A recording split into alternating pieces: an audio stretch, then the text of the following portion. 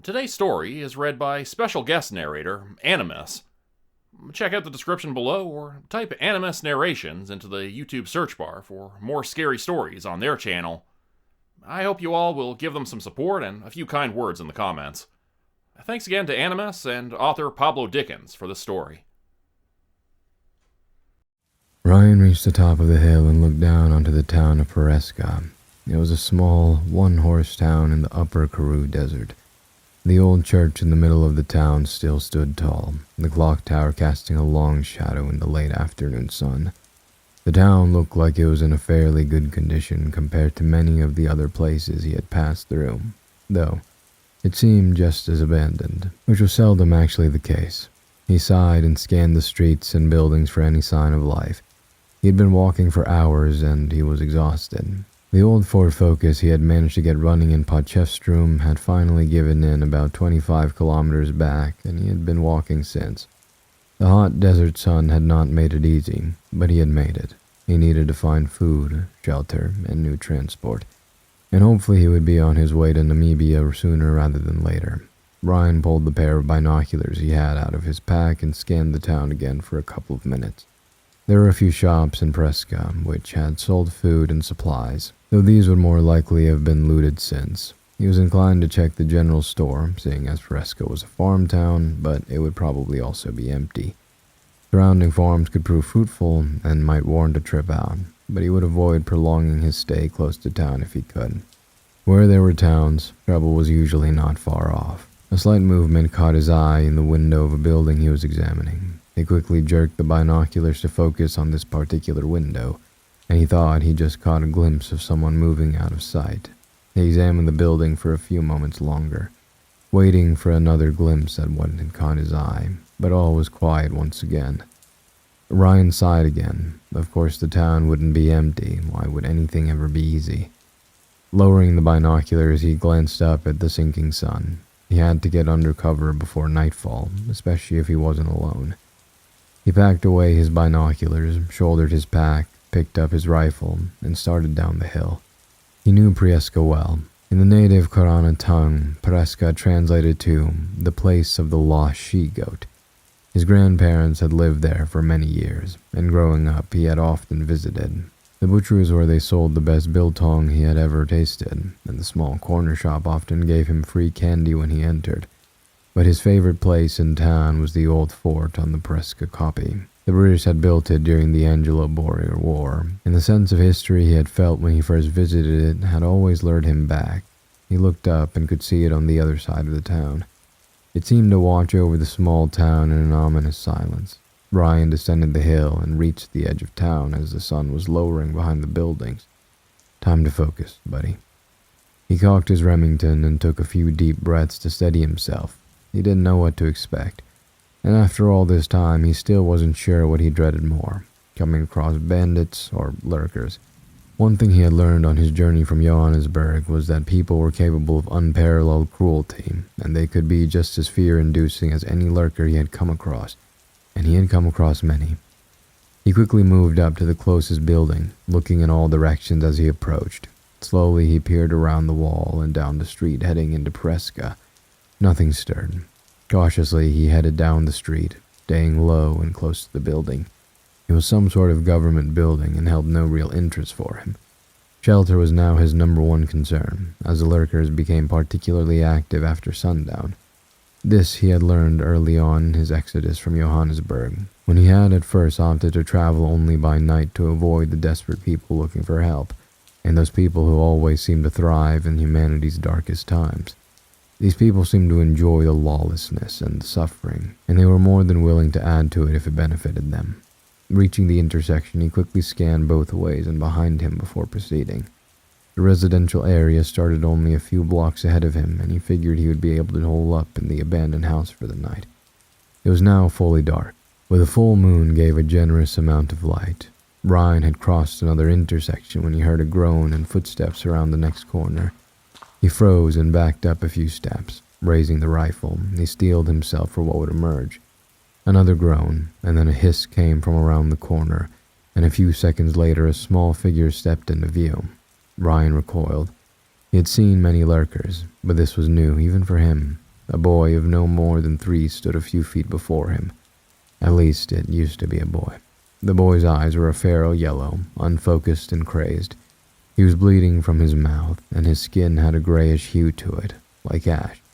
Black veins were all over his body, thick and bulging as if they were struggling to pump the blood through. This was the youngest lurker Ryan had ever seen. They were always young, but never this young. He looked up at Ryan, and at first it seemed as if he looked right through him. Then his eyes seemed to focus, and hate and anger filled them. He hissed like a snake and sprang forward, coming at Ryan at full tilt. The scariest thing about lurkers were their speed, and what took him off guard even more was the agility of the former young boy. Ryan had been frozen when he saw the boy, but now, with a hissing, feral lurker charging at him, his survival instinct, which had kept him alive for so long, quickly kicked in. He raised his rifle and fired a single shot, hitting the lurker mid-leap and instantly dropping him. The gunshot's echo thundered through the small town, and now Ryan was in trouble. If there were more lurkers around, they would come running. If there were bandits around, so would they. Usually Ryan dispatched single lurkers with the trusty hand axe he had kept at his side, but the young lurker had shocked him out of his wits. Quickly chambering another round, he started forward again, this time jogging. An instant later, he heard a shriek to his left, which was answered by another to his right. Well, shit. He started sprinting. He heard shrieks, screams, and hisses approaching from both sides, and Ryan started to panic. He was desperately looking around for a place of safety, anything that could save him from the oncoming death rush. He glanced over his shoulder, but the street was empty, for now. He spotted a small side street a couple of yards ahead and ducked into it, clambering onto a nearby dumpster. He was able to reach the roof of the adjoining building and quickly hoisted himself up. He rolled away from the edge and took a few calming breaths. Slowly, he peered over the edge, just as a dozen or so of the lurkers poured into the street from each direction. Searching for the cause of the gunshots, they sprinted up and down the street, teeth gnashing. The black veins crisscrossing their bodies were visible to Ryan even from a distance. They quickly found the body of the one he had killed, and anger seemed to ripple through their group. Their gnashing and hissing intensified, and they raced up and down the street looking for the one responsible. It had been 3 years ever since Revelations. The media had named it after the book in the Bible, had crashed into the desert of Texas and the United States. The large asteroid had done considerable damage to the area, but as it had crashed in a fairly deserted area, few human lives were lost. It was what came after that had given the asteroid its name. Days after the asteroid hit, reports began to come in of first responders dying of some sort of disease. Doctors were baffled, as it started very much like flu, but quickly escalated with Ebola-like symptoms. Soon the affected would die of a massive organ failure only hours after the first symptoms showed. After the scientists visited the scene began to die as well, the connection was made to the asteroid and the crash site was quarantined. The last few people that have come in contact with the asteroid quickly died. The families and anyone who had come in close proximity to the responders and scientists were also quarantined, as they had no idea if the disease was infectious. But after days of tests and monitoring, it was concluded that the disease was in fact not infectious, and the quarantined people were allowed to leave. They were so wrong. Ryan's attention was brought back to the present when a lurker entered the side street he had used to get to the roof and started sniffing around the dumpster. Ryan had quickly learned a few important things about them through his various encounters. They were extremely fast. You can't outrun them. On top of that, they had incredible endurance. They never stopped coming. Once they saw you, or smelled you, which was another thing that made them difficult to evade, they would pursue you relentlessly, risking self-injury and even death to try to reach you. They had no inclination to self-preservation whatsoever. The only thing that seemed to drive them was their need to kill. They did not feed on humans. In fact, Ryan had never seen them eat anything. They merely killed them. The only way Ryan knew how to get a lurker off of your tail was to kill it, or to put enough distance between yourself and it, and that meant kilometers. Ryan watched the lurker continue sniffing the dumpster, and suddenly, it looked up. Somehow Ryan had expected this, and was just able to duck behind the edge in time to avoid being spotted, but if it had his scent, it would soon attempt to follow him onto the roof. Ryan quickly scanned the roof and summed up his options. He saw the neighborhood building was a 2-story, and that he might be able to jump onto the balcony. Not really having much choice, he quietly sprang up and carefully made his way to the edge. The balcony was slightly lower than he was, but it was a fair distance away. He shouldered the rifle and took a few quick breaths, tensing his whole body. He managed a few quick steps and jumped. His hands caught the railing of the balcony and his body slammed into it, causing it to rattle. He tried to pull himself up, but his left hand slipped on the cool metal, and he almost dropped into the alley below. Hanging by one hand, he looked down and saw several lurkers speeding this way and that. They had not looked up yet. With a great effort, he managed to get his left hand onto the railing again and started to pull himself up. He was soon able to use his legs to help himself up, and seconds later he was on the correct side of the railing. He was panting, and Ryan stood with his hands on his knees, looking back the way he had come. He was about to turn when he heard the click of a revolver being cocked behind his head. Slowly straighten, then drop your rifle and pack on the ground. Don't turn around. It was a female voice with a thick Afrikaans accent, and he guessed the person behind it fairly young. "Look, I don't want any trouble. I'm just running from those things. Please." He spoke calmly and clearly. I don't really care. Do as I say or you'll soon join them down there. Ryan slowly straightened, unslung his rifle and pack, and carefully laid them on the ground. The woman stepped forward, and Ryan could hear her crouch to grab his rifle. In a flash, he spun around the other way. In the same movement, drawing his small axe from its sheath beneath his coat, he grabbed the wrist she was holding the revolver in and jerked it sideways, causing her to drop the weapon. He then spun her around and in another swift movement pinned her arms behind her, slammed her against the wall, and brought the axe up to her throat. This all happened in maybe 3 seconds. She tensed, but mostly seemed shocked by the speed at which he had disarmed her. "I don't want to hurt you. I'm just passing through town and I got attacked. I didn't even know there was anyone in this place." She tried to look at him, but he still held her firmly against the wall, her cheek flat against it. "Now, I'm going to let you go. I don't want to hurt you, but that doesn't mean I won't, if you leave me no choice. Stay calm, don't do anything stupid, and we'll both live through the night so that we can die tomorrow. You have an understanding." She seemed to think for a second, but then slowly nodded. Ryan released her and stepped back, quickly stooping to retrieve her revolver. She turned around, rubbing her wrist and then her cheek. She was beautiful and young. Ryan guessed she had no more than 20. She was the youngest person that he had seen since everything had started. Well, the youngest normal person. She had wild and curly black hair and bright blue eyes. Even in the moonlight, he could see that she had freckles. She was a great deal shorter than him and was slightly built. He looked him up and down in return, but remained silent. "What's your name?" he asked, opening the revolver and seeing that it was empty.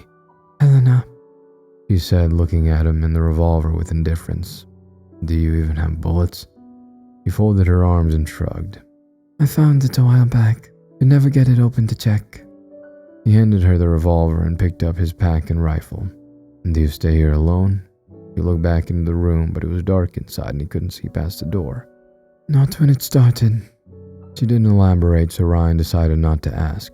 "I'm Ryan." He held out his hand and she looked at it for a couple of moments before she shook it.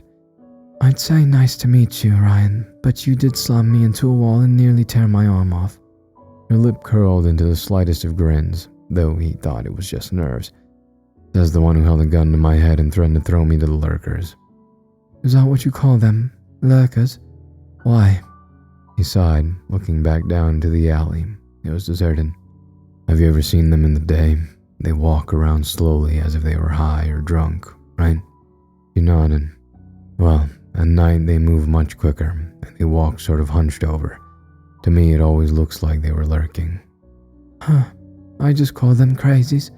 Are they still human? She hugged herself, and Ryan got the impression that this was an involuntary movement. "To be honest, I don't know, but the way they attack you definitely isn't." Have you killed any of them? Was it your gunshot I heard earlier? "Yes and yes." She looked him up and down again, this time with what seemed to be a little more respect. How did you do that? She asked as he seized his axe. "Do what?" Take my gun away from me so quickly. Are you some kind of soldier? He chuckled humorlessly. "I've just been on the road a very long time, and it's something I had to learn along the way." He looked impressed. Where are you from? "Joburg. Look, I'll answer all the questions you want, but can we please go inside?" He looked him up and down and nodded. She headed into the room and he followed. It was pitch black inside and he could barely make out what he thought was some furniture. He turned and she closed the glass sliding door. Then she closed a heavy, sturdy-looking metal gate, which he then proceeded to lock with 2 bolts and a key. After this, she moved to a corner close to the door and lifted what looked like plywood, which she placed in front of the door and locked in place with improvised latches. Finally, she drew the curtains closed. They were thick, black, and spilled all the way onto the floor. Taking a few steps into the room, she passed Ryan and then bent down. A second later, a match sparked into life, and she used him to light a lantern. She took the lantern and switched on 2 more camping lights. She turned to look at Ryan. They're solar powered, so that makes things easier. As his eyes adjusted, he looked around. They were in what Ryan guessed was probably the open-plan living room of a larger flat. He could see a makeshift kitchen, and there were 2 couches, an armchair, and a bed in the corner of the living room. She saw him looking around. I used to live here with my mom and sister. There is a downstairs as well, but after I didn't need that much space and it felt safer being up here. I only go down there when I have to go out and then only in the day.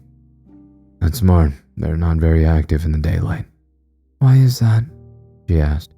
I really don't know. So you've been on your own since the beginning. How have you survived? He was really interested, but he knew as soon as he said it that he came across as an insult, literal amazement that she was still alive. Hey, fuck you, buddy, she said fiercely. I'm sorry, I didn't mean it like that. I meant, how did you survive, literally? What did you do for food, supplies? Were there bandits, and how did you dodge the lurkers, that's all. He glared at him for a couple of seconds, but said nothing. He looked down at his shoes, then back up at her.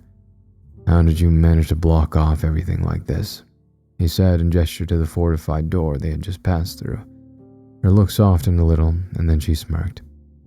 I've been alone for a very long time, and it's something I had to learn along the way. Ryan smiled.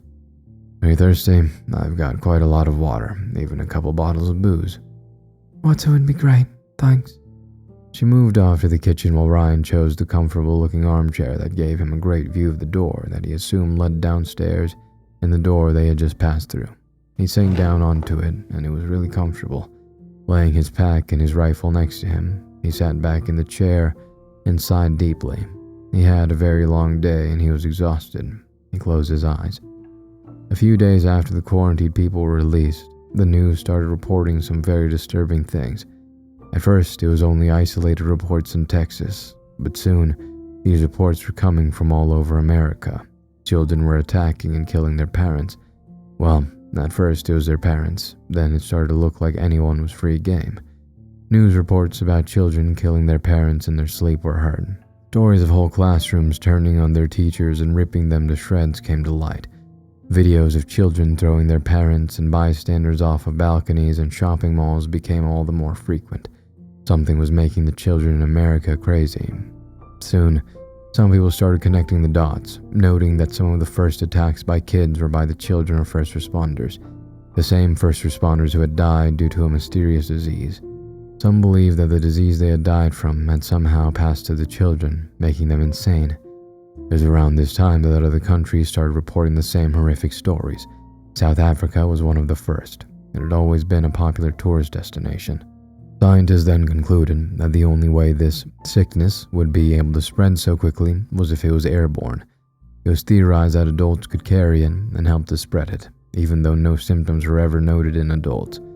Within a few weeks, containment measures were put in place, but it was too late. It was global, and the authorities had no plan, no way forward, and no cure. Only a couple days before the entire country started going dark, scientists released the last, and perhaps the most disturbing finding. Babies, fetuses, in the womb were also susceptible, and countless pregnant women had died. Though the explanation was hard to swallow, their unborn children had killed them from the inside. Even after the mother had died and the fetus had been removed, it still showed heightened agility and aggression.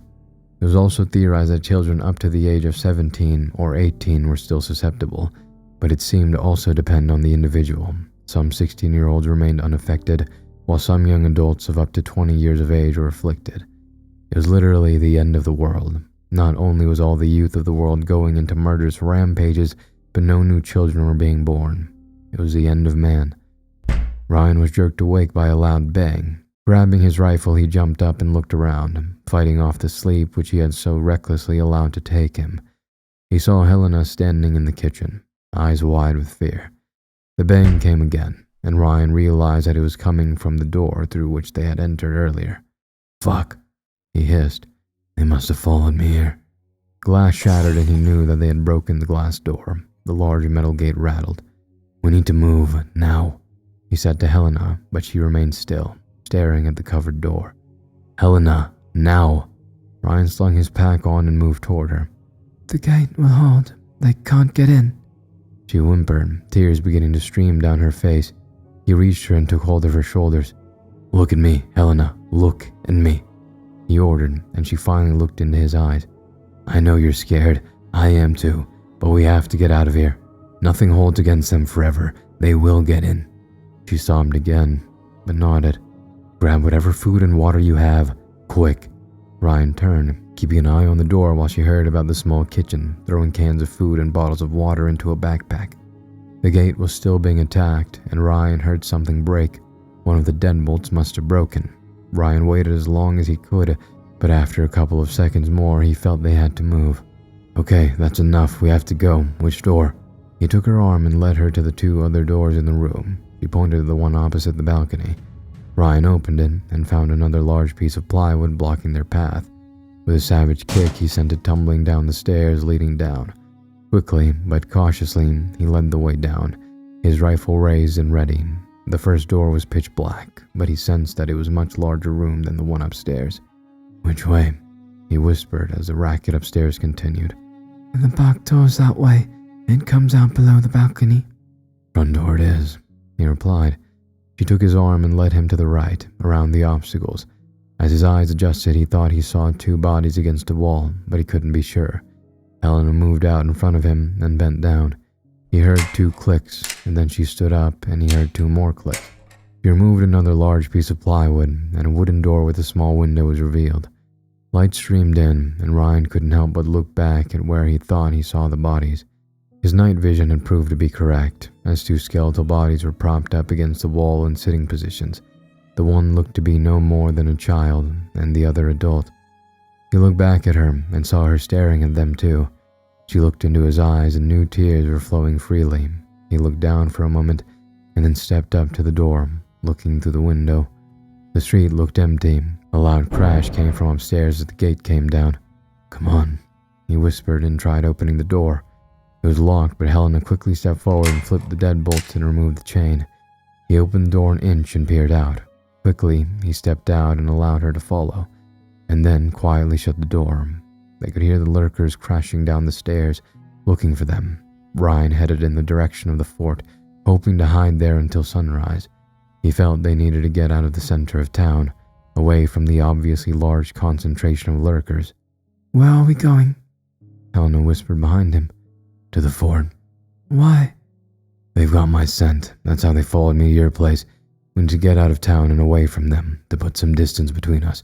If we can hide somewhere in town, they'll quickly find us again." They stayed close to the buildings, trying to keep low. Ryan had them move quickly, and they could hear the sounds of the lurkers echoing through the town. A couple of times they ducked into the doorways or behind trees when they spotted one. It was chilling, seeing those former children running rabbit around the town, knowing that at any moment they could be seen and attacked. The final stretch was open ground. They'd have to cross a road, a small field, and a graveyard before reaching the bottom of the copy. Ryan scanned the area looking for lurkers, but spotted none. "Come on." He started jogging and Helena followed. They had just reached the graveyard when they heard a shriek behind them. The same lurker who had sniffed around the dumpster had spotted them, or tracked him. It was about 60 meters away, and it was a large one. Ryan guessed that it had probably been a sports star in the old world. Its shriek had alerted others, and within seconds 6 lurkers were bearing down on them. "Run!" Ryan screamed, and Helena took off into the graveyard. Ryan raised his rifle and got the closest one in his sights. Squeezing the trigger, the rifle fired and the lurker dropped. The others didn't seem to notice. They only kept coming. Ryan chambered another round and fired. Another one dropped. Ryan again chambered a round and brought another one down. He turned and sprinted after Helena, reloading as he ran. The remaining 3 were after him, and they were gaining quickly. Reloading while running was not easy, but Ryan had managed it on previous occasions. Finally, he was done. Glancing over his shoulder, he saw that they had gained significantly, and were only a couple of meters behind him. He was about to turn to take down 1 or 2 more when his foot caught on a broken hard stone protruding from the ground. He went sprawling and the rifle flew from his hands. Landing hard, he could hear the gnashing, hissing monsters approaching. He desperately called forward to where the rifle had landed, panic threatening to take hold. Reaching it, he grabbed it and turned, still lying on his back. A lurker was almost on him, and he fired immediately. Striking it in the chest, it crumpled to the ground. Almost landing on top of him, he quickly ejected the spent cartridge and chambered another, but before he could pull the trigger, the next one was on him. It dived onto him, causing him to once again lose the rifle. Ryan managed to get his hands up, keeping it away from his neck as it tried to rip his throat open with its teeth. Soon its hands were wrapped around Ryan's neck and it started squeezing. Ryan started panicking as his windpipe was cut off. With his right hand, he let go of the lurker and reached under his coat. Drawing his small axe, he put it to the creature's neck, and with all his strength in both hands, he jammed it upwards. Blood spewed from the wound, covering Ryan's face and chest, but the lurker became limp, and Ryan threw it aside. Coughing and retching, he got to his knees before he was shaken by the sound of another gunshot. His head whipped up just to see the final lurker dropping, most of its head gone. Ryan looked to where the rifle had dropped, and he saw Helena standing there, the rifle in her hands and the barrel smoking. Ryan collapsed into a sitting position, taking a few more moments to cough and to get his breath back. Finally, he looked up at Helena, who had walked over and was now crouching beside him. "Thanks," he managed before bursting into another coughing fit. "No problem," she smiled back. Ryan looked at the one she had shot and saw that he was the big one that had tracked him. "We have to move. The gunshots will draw them here." He wheezed and got to his feet. He took the rifle back from her and reloaded. He only had a dozen rounds left. They headed to the fort, now looming over them in the night sky, the moon right behind it. In the dark, it looked like an old castle. It made Ryan think of Dracula. They had just started climbing the hill when they heard more shrieks behind them.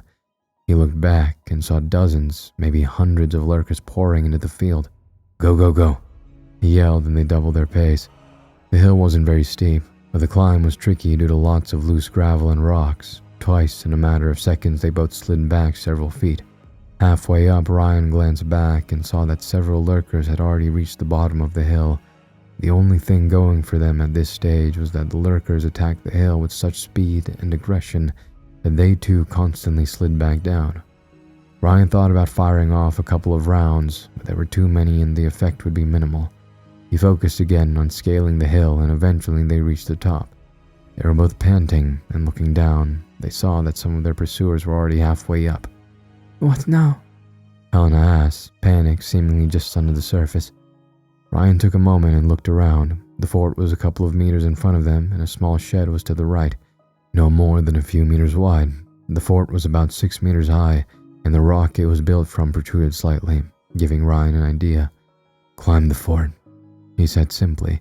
Helena looked at him as if he was mad. "What?" "Climb the fort. We get on top. It has no door, so we can't go inside.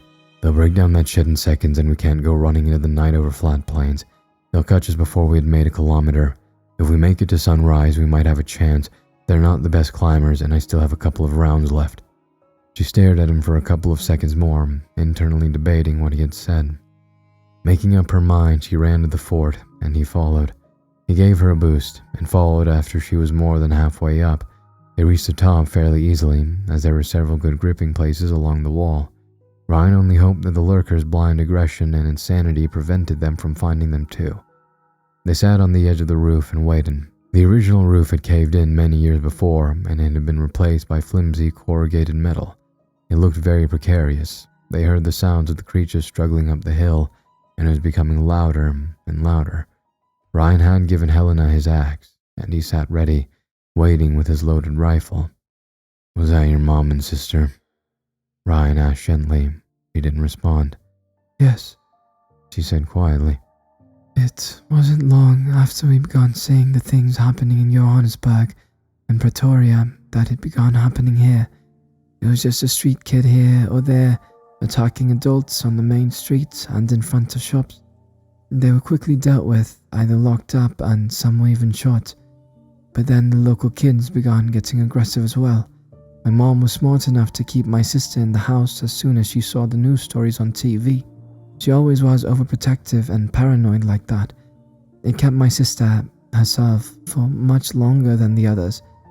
Soon the community started breaking down. There were lots and lots of kids in the township on the edge of town, and one night they all stormed into Peresca, killing everyone they came across. We hid upstairs in the closet, and the next day we started boarding up the flat. We didn't have a car, we couldn't leave. I was just visiting from university when my mom worked in the post office, for fuck's sake. She started crying. So we hid. I went out in the day with a butcher knife if we needed something, and in the evenings we boarded up the house, kept the lights off, and hid. She laughed through her tears. I don't know what we thought I would do with the knife if I ran into real trouble, but it made me feel safer. It was about a week after that initial attack that my sister started to change. She became agitated, snapping at us over the smallest thing. 2 days later, and she began running a fever, and her skin became pale. It was almost dark that day when my mom sent me out to look for some antibiotics and something to help with the fever. I could see she didn't want to, but I insisted. I had to help my little sister. That was the only time I had been out after dark before tonight. Finding the medicine wasn't that hard. The town was abandoned pretty quickly and most people left everything just like it was. When I got back to the flat, I could hear a commotion inside. I rushed through the door to my sister standing over my mom, her mouth bloody and blood gushing from my mother's neck. My little sister had killed my mom. At this, she broke down, but Ryan thought that it was good that she was talking about it. He realized then that he was probably the first person she had seen in almost 3 years. He laid a hand on her shoulder. She came at me. No words or explanation, not even a threat or curse, she just attacked. I had raised my hand to protect myself and she dove me to the ground. But suddenly she went rigid and then limp. I was still holding the knife when she attacked. I had actually forgotten I had it, and I had stabbed my own sister in the heart. She broke down again, sobbing uncontrollably into Ryan's shoulder. Helena, listen. He lifted her chin and looked into her sad, blue eyes. That wasn't your sister anymore. If you hadn't done what you did, you'd be dead. He wiped a tear off her cheek. And I'd be sitting here alone right now, he added with a smile. She returned his smile and suddenly kissed him. He returned her kiss. It was innocent somehow, only asking for someone, anyone to care for her again, to not be alone anymore. For just a moment, both Helena and Ryan forgot their grief and anger and pain and lost themselves completely in that moment. But only for a moment. A high-pitched scream broke them apart and brought them back down to earth. The first lurker had managed to scale the Gravely Hill, and he was soon joined by another, and then another. Ryan got on his one knee and raised his rifle, but didn't fire. The lurkers didn't immediately spot them, but started running around erratically looking for them. Shoot them, Helena whispered. I don't have a lot of ammo. If I shoot, it has to count. One of the monsters spotted them, let loose a blood-curdling shriek, and sprinted at the fort. The others followed suit, and all of the lurkers cresting the hill did the same. Soon, a sea of lurkers was gathered around the fort, all jostling, biting, and hitting to get to the front. The ones at the front were jumping and reaching for the top, but so far none had tried climbing. Ryan and Helena sat atop the fort, nervously trying to look in all directions, waiting for the first to start climbing. Eventually, one lurker, he seemed to have been around 15, jumped and managed to grab hold of a ledge a few feet up. It seemed almost an accident, but it now knew what to do. It grabbed onto the next ledge, but when it tried for the third, in its haste it missed and went tumbling down. It fell over backwards and landed on the back of its neck. Even through the chaos, they heard its neck crack, and it was swallowed by the sea of lurkers, and they didn't see it again.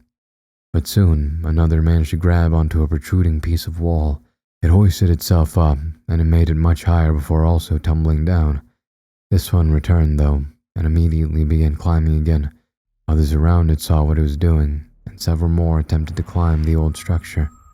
The first one had made it more than halfway and was only a few feet away when Ryan finally decided that he was close enough.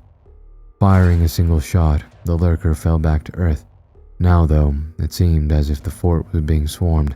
All around the fort they were climbing, and the biggest problem they had was not being able to see on the other side of the structure.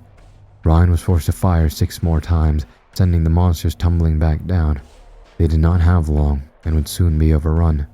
Helena looked at Ryan, her eyes pleading for him to save them, but he was all out of ideas for the moment. Ryan dispatched another lurker, which had nearly made it to the top when he heard Helena yell. 2 of them had managed to reach the top on the other side of the fort. Ryan raised his rifle, but the weapon only clicked harmlessly. He quickly pulled out 4 more rounds and started reloading, but the lurkers would be on them in half the time he needed to finish. Helena raised the axe, but Ryan could see her shaking. The 2 lurkers jumped forward and fell right through the roof. The roof collapsed outward, and Ryan and Helena were left standing on the wall of the fort. Looking into the fort, Ryan could see lurkers streaming through the door, now trying to reach them from the inside as well. He quickly finished reloading. It was his last 4 rounds. He was starting to think that this had been a terrible idea. Ryan, Helena screamed. what do we do? Ryan looked at the swarm of monsters trying to climb the walls of the fort, both on the inside and out. One even made it to the top again on the opposite side, but in its haste to reach them, it fell after taking only a few steps due to overbalancing. Ryan was stumped, and despair was about to engulf him. He could see no way out. For a moment his eyes glazed over, and he remembered the last time he had seen his wife, right before her father's small Cassina 152 had taken off. She had pleaded to stay behind with him, to go searching for his brother together, but he had refused. The only thing that will make me feel better and that will keep me going is knowing that you're safe, he had said to her through tears. I'll find Matt, and then we'll meet you at your dad's farm. Just go with him. Get there. Make it safe. It will be okay. I will find you. I will make it. He had embraced her, but she wouldn't let go. He had had to forcefully remove her and get her into the plane, using his father-in-law's help. She had been hysterical, but finally the plane had risen into the air and out of sight, and Ryan had been alone. I will find you. I will make it, he whispered. His eyes focused again and he raised his rifle. Helena, I'm sorry, he said just as the sun started to peek over the horizon. Almost instantaneously, the lurkers quieted down and became less frenzied. Their movements slowed, almost becoming lethargic, and their screams and shrieks became low moans and grunts. Helena looked up at Ryan, and a look of frightened confusion replaced the little relief she had shown at the change in the monster's behavior. Ryan, what? I'm sorry, he said again, and squeezed the trigger. The rifle roared and the bullet slammed into Helena's right thigh. She screamed and dropped the axe. She fell forward onto the wall, and for a moment it seemed as if she would manage to hold on. Ryan stepped forward as if to help her, but only grabbed the pack filled with food on her back. As if in slow motion, she slid sideways and fell off down the outside of the wall, leaving the pack in Ryan's hands. She screamed again as she fell, and her eyes met Ryan's. Confusion and shock reflected there, but also sadness. She disappeared into the ocean of waiting lurkers, and they immediately attacked her. Even the monsters scaling the wall jumped off to get to her, albeit in a more distracted way than the frenzied creatures of minutes before. Her screams erupted from beneath the mass of murdering bodies, and it seemed to draw them toward her. Ryan watched as the lurkers all slowly moved around the fort to the place where she had fallen, even those inside. He bowed his head for a moment, anguish at what he had once again had to do to try to keep the promise to his wife. He had thought he had learned to live with the things he had done, but this moment had brought them all back. Helena's screams were suddenly cut short, and Ryan knew he had to move. Slowly, he crept along the wall to the other side of the fort and started climbing down. All the lurkers had moved to where she had fallen, and he remained unseen. Reaching the ground, he quietly moved away, keeping the fort between him and the lurkers. Using a wide arch, Ryan entered Peresca again many hours later, moving as quickly as his tired body would allow. He searched houses, shops, and any buildings that he found for supplies and food. He didn't find much, but more than he would have expected so long after society had fallen. He then quickly inspected vehicle after vehicle, but could not get one to run. Cursing his luck, he found a bicycle in the post office and a hand pump in the general store. After inflating the wheels, he started pedaling in the direction of Uppington. He had decided that he would rather sleep next to the road on the ground than spend another night in Peresca. As he reached the edge of town, he slowed to a stop. Slowly, he turned and looked at the fort, still standing unaltered atop its copy. It'll probably still be there in 100 years, Ryan thought. Sighing, his tired body protesting at every move he made, he started pedaling. Hey, I am Animas. I hope that you enjoyed my narration of this story. Jordan has been a friend of mine for a couple of years now. I helped him grow his channel. I helped him with thumbnail things, and his channel went pretty well after that. I am, with his gracious permission, uploading this story onto his channel. This story has a couple more parts. It is titled The Fort, and I will be uploading the rest of those parts to my channel. So if you enjoyed this narration, please go check out my channel, Animas Narrations, in YouTube. It has an A logo. You can also look up I Deliver Mail to Cryptids, and that's my channel. It'll probably pop up. I'm really thankful to Group for letting me read this story on his channel to try to get me some more exposure. It's very kind of him to do, but also hopefully gives him a day off to not have to record a story, other than if he recorded an intro for this, then other than that. But anyways, I hope that you all enjoyed this story. I hope that you all liked my voice and my performance, and I am sorry about the accent. I didn't really know how to do the accent. I didn't really have time to look it up tonight, so I just gave her a different voice than English. So even though I don't think either of them are in England, I don't think either of them are English. I think it seems to be South Africa, which I suppose has British influence. But yeah, I hope you all enjoyed this. Again, I hope to see you on my channel as well in the future. Thank you all so much for listening. You will hear Group's voice in the next story as usual. See ya. Thank you so much. Ego Volt Anima Vestra.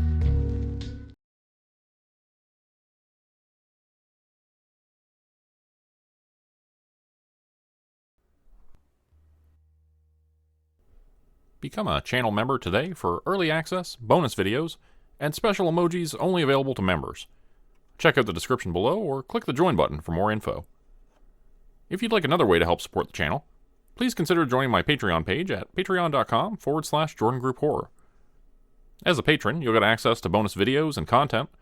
You'll be credited at the end of every video going forward, and if you decide to stay for 3 months, I'll name a character after you which will be featured in a Hollow's End story. Links to join the Patreon are in the description. Thanks everyone for listening. Please like, subscribe, and comment to help the channel continue to grow, and see you again next time at 4 p.m. Eastern Standard Time. Hope you have a great night.